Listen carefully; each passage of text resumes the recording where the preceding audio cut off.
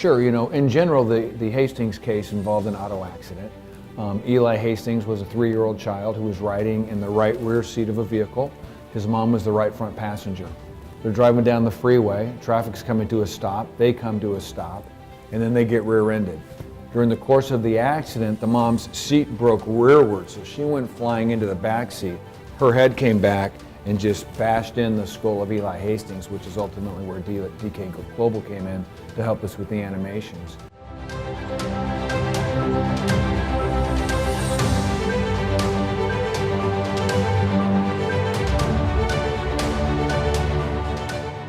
So the case initially involved a suit against Ford Motor Company and against Toyo, who made the seats.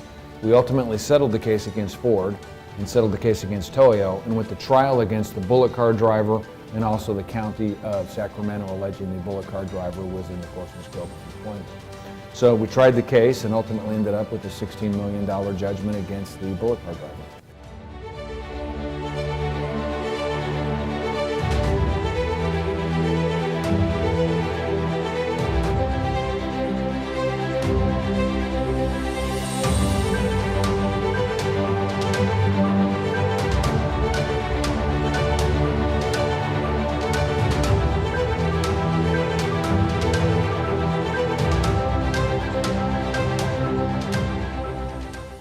When you get any kind of closed head injury, any kind of TBI injury, you're going to need visuals.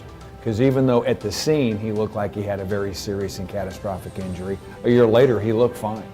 And so you're going to need the visuals to show the jury to really explain how serious an injury can be inside this skull that looks like it's in good shape a year later.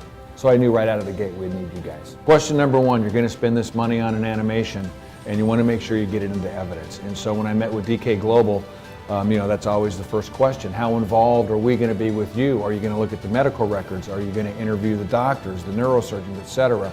DK Global went above and beyond the call of duty. You guys were getting so much information and have so many meetings with our doctors that I knew, right out of the gate I was going to be in really good shape with the admissibility issue. And when we're at trial, the defense made a motion to try to exclude the animation. And the first thing the judge said was, well, is this just an animation or is it really, what happened in this accident? I was able to tell the court that in the animation are actual MRI films or scans of my client's brain, so it's not an animation with regard to that.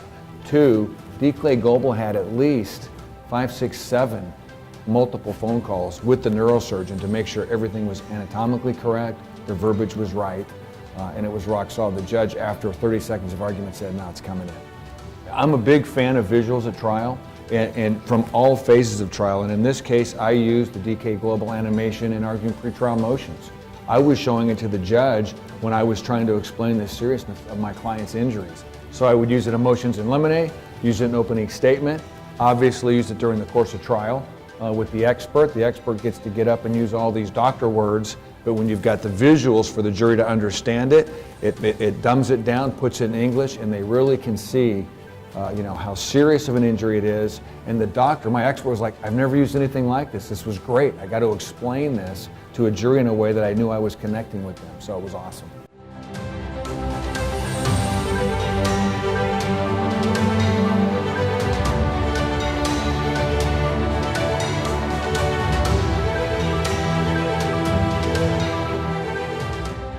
With regard to the Hastings case, we settled the case against Ford Motor Company. We settled the case against the seat manufacturer. That was the auto products liability part of the case. We went to trial against the county of Sacramento and against the driver of the car who we alleged was in the course and scope who did the rear ending. Ultimately, at the conclusion of that case, we got a $16 million judgment against the driver.